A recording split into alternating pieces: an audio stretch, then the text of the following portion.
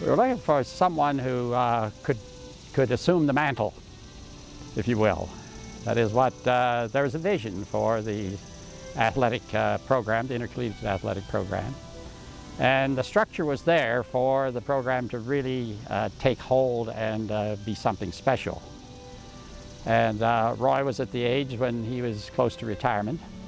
So when Kevin came in, he was to, pick up somebody else's work.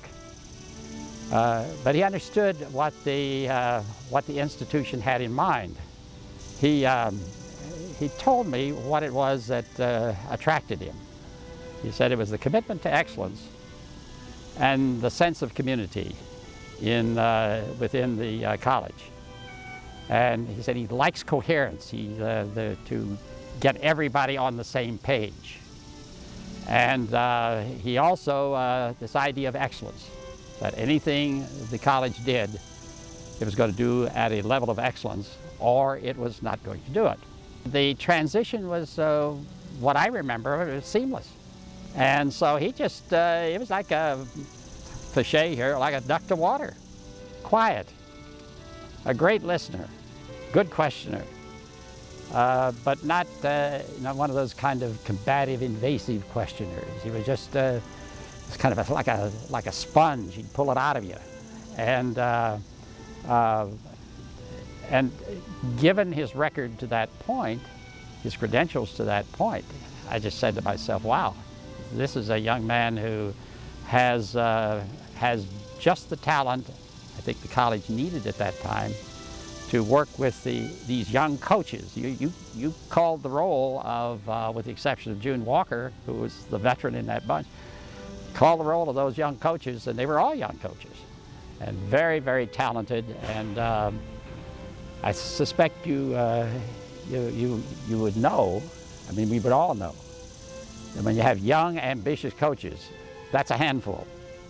And he just handled that with just great style and effectiveness. What I remember best about him with regard to his relationship to the coaches was he was passionate about coherence. He wanted them all to be, yes, great soccer coaches, great softball coaches, all of those things that you have to have winning teams. But he wanted them all to feel they were in the same arena pulling together. And when I think about that, that's a really tough assignment. And so his talent was to bring coherence to that entire program and to have our program showcased to the very best programs in the country, that is the championship caliber teams. He thought that was just a great thing to have and pushed for that. And yes, the facilities you see out there now. We had plans to upgrade the facilities, but when you look at those kind of picture postcard playing fields and the like, that's Kevin McHugh showcasing the institution. I'd want to say someplace in our time together, we were lucky to get him. Did we know what we had when we got him? Probably not. You go over to Brower Student Center and you look at that wall of trophies over there. Where are you going to find in Division III anything like that? Thank you. That's what I would say to him, is thank you. Whatever you folks are going to put on the screen up there, I know it's going to be praiseworthy and it will reflect well on the institution. And to have him there and be honored, to me, that's a way of saying thank you, and it's a statement about the institution's values, but it's just those two simple words, thank you.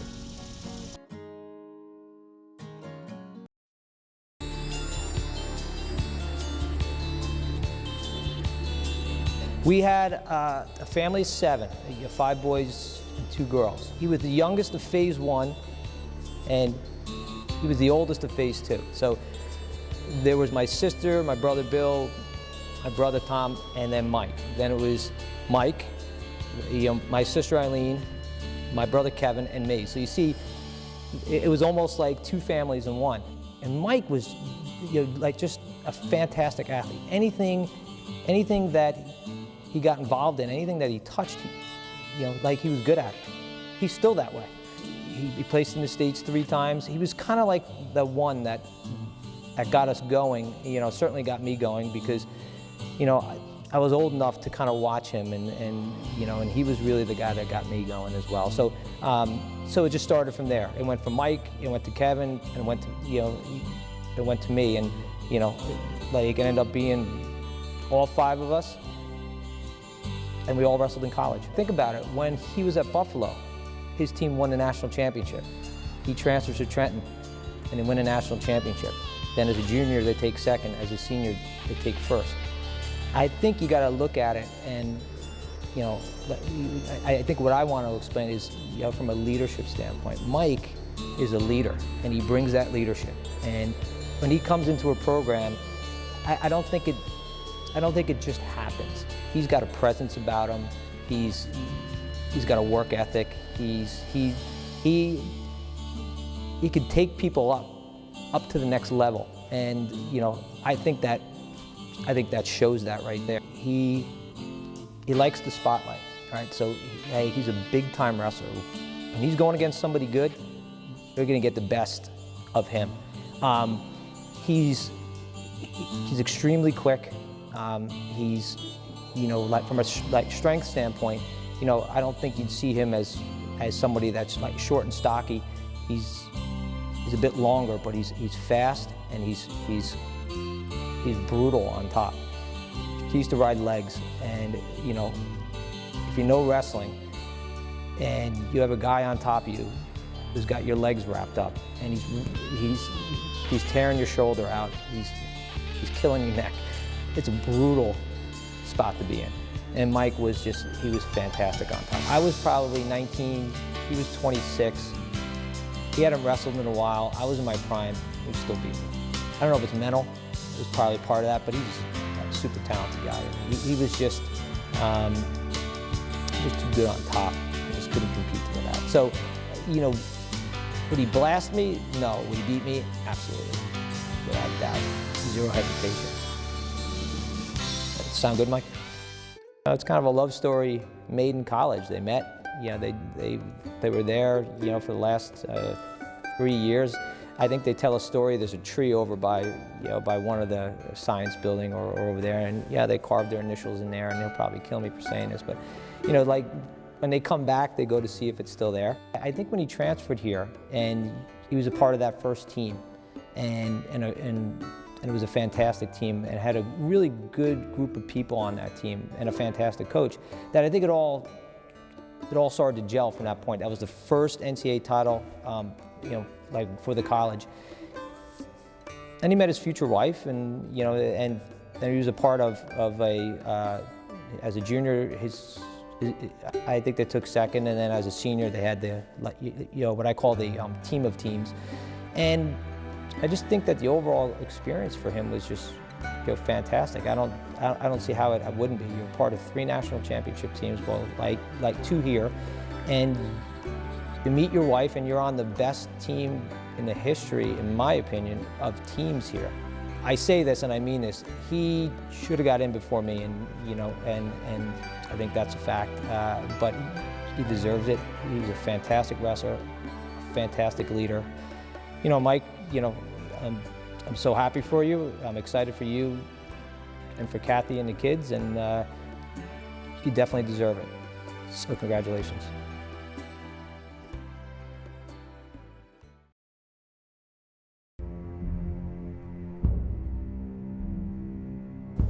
Well, after the '79 season, we just set the expectation that we were there to win a national title. I mean, that was our total goal every year. We fell short in '80.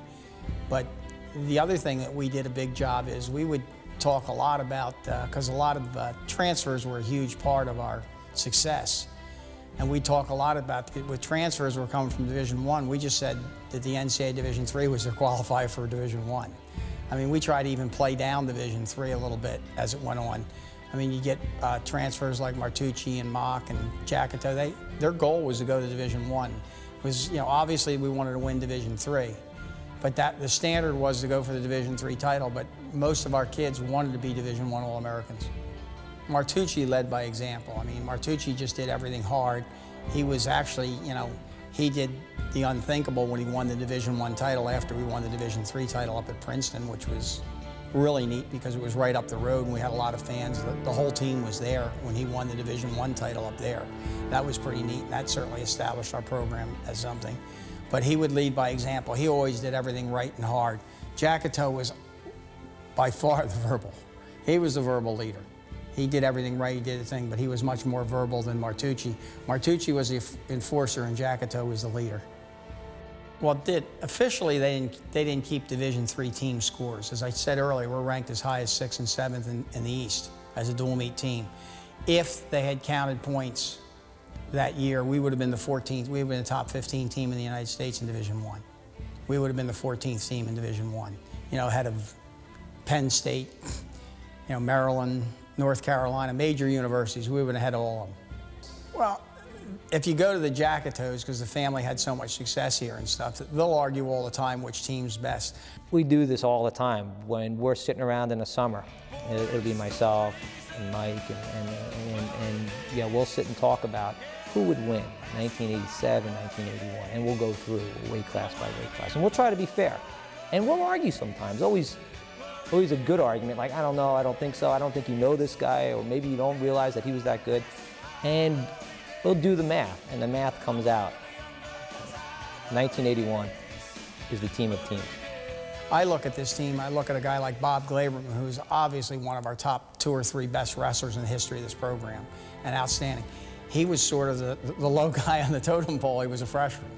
But our freshmen in Pillion, Glaberman, Bussey, and Mineo were extremely talented. We just knew that if we had the time and our seniors gave them the time and our seniors pushed them enough in practice. I mean, they came in the beginning of the year and our seniors beat them up. By the end of the year, they were pretty seasoned. When we went to the national tournament, these guys were seasoned veterans. They were ready to go. They'd been through the wars.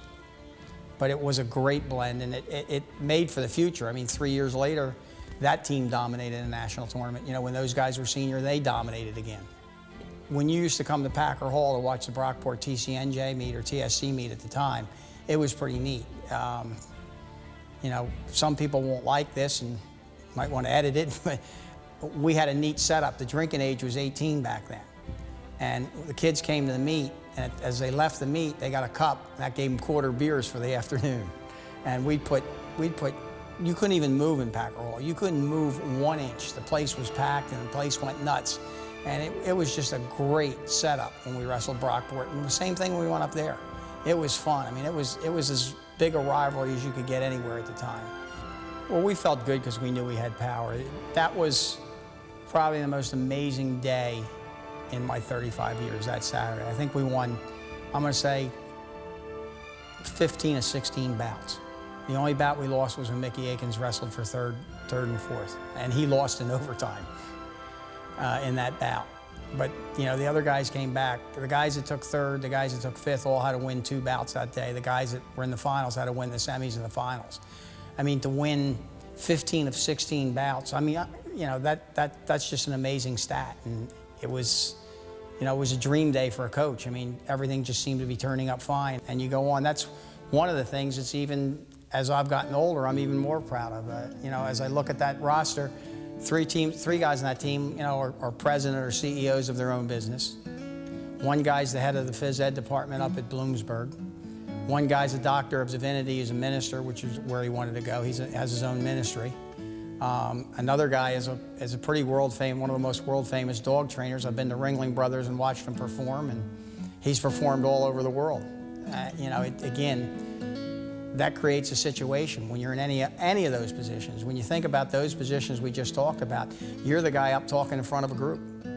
I think these guys had the confidence to walk in front of a group, perform well, and do what they had to do. And hopefully Russell helped them with it. And I'm very proud of the success they've had after they got out of college. And I hope that we had something to do with it here in the room.